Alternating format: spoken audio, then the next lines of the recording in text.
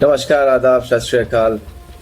लोगों के जहन में हमेशा एक बात तो जरूर आती है, सवाल जो है जहन में गूंजता रहता है कि महाभारत में पांचों पांडव भाइयों की मृत्यु कैसे हुई और युधिष्ठिर कैसे बचे। हालांकि हर एक जगह जो भी तथ्य है अगर उसको देखा जाए तो अलग अलग तरीके से लोगों ने बताया। मैं इसको अपने शब्दों में अपने हिसाब से बताने की कोशिश करूंगा। ध्यान से सुनिएगा और अंत तक बने रहिएगा। महाभारत के अंत में पांडवों की मृत्यु का अगर प्रसंग बहुत ही प्रतीकात्मक और दार्शनिक है। यह घटना महाप्रस्थान यानी कि स्वर्गारोहण यात्रा के दौरान होती है। तो उसमें महाप्रस्थान की शुरुआत जब श्री कृष्ण का देहांत हुआ और द्वारका नष्ट हो गई, तब युधिष्ठिर ने राजा और राजपाट को अगर देखा जाए उस अपने राज्य को त्याग दिया और अपने चारों भाइयों व द्रौपदी के साथ हिमालय की और स्वर्ग जाने की यात्रा शुरू की। यात्रा में एक एक कर सब गिरते गए। इस यात्रा में कोई युद्ध या हत्या नहीं हुई, बल्कि सभी अपने अपने दोष यानी उनकी अंदर जो कमजोरियां थी उस कमजोरी के कारण रास्ते में गिरकर उनकी मृत्यु होती चली गई। पहला जो मृत्यु हुआ था वो द्रौपदी का हुआ था। कारण क्या था कि पांचों पांडव में अर्जुन के प्रति उनके मन में अधिक प्रेम था, यानी पक्षपात एक तरीके से बोला जाए।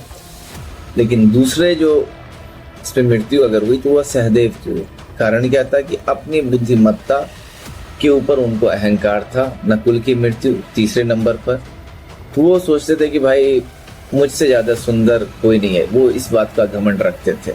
अर्जुन की मृत्यु इसका कारण ये था कि अपनी वीरता और धनुर्विद्या यानी कि जो धनुष चलाने में जो महारत हासिल थी उसको कहते हैं धनुर्विद्या, उस पर अहंकार था। बाद में पांचवें में अगर देखा जाए तो भीम की मृत्यु हुई। कारण था कि अत्यधिक भोजन और बल पर गर्व था, यानी सबसे ज्यादा शक्तिशाली होने पे गर्व था उनको। हर बार जब कोई गिरता तो भीम या अन्य पूछते थे और युधिष्ठिर शांत भाव से उनके दोष का कारण बताते हुए आगे बढ़ते रहे। अब है कि युधिष्ठिर कैसे बचे।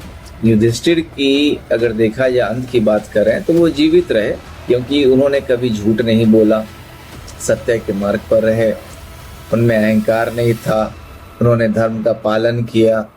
उनके साथ एक कुत्ता भी अंत तक रहा जो वास्तव में धर्मराज यानी कि उनके पिता के रूप में था। अब स्वर्ग की प्रवेश की परीक्षा यानी कि अंत में इंद्र का रथ आया और युधिष्ठिर को स्वर्ग ले जाने लगा, लेकिन उन्होंने कुत्ते को छोड़ने से मना कर दिया।